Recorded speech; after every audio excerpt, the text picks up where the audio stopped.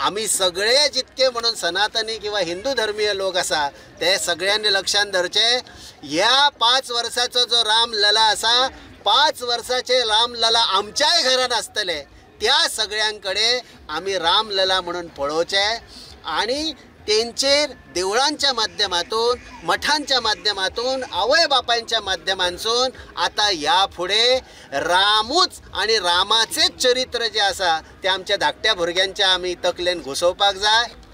ज्याच्याकडे तुम्ही पळयता आसतले की आमच्या देवाकडे परशू आसा हातीन, तसेच रामाकडे धनुष्य आणि बाण आसा.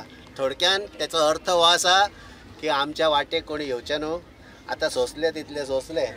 आता फुडें आमकां लक्षात आसूंक जाय, आमी जेन्ना सोंसता आसूं न्ही देवा तुपाव करून कितें जाता तर आमच्याच राम जन्मभुमीचेरूच रामाचें मंदिर बांदपाक 500 वर्सां आमकां लागता. आता ह्या फुडें तशें जावपाचें ना.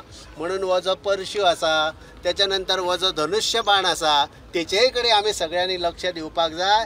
आमच्या आंगार कोण येयलो जाल्यार हय म्हणपाची ताकद दवरया. इतक्यात ह्या देवान आमकां सांगला.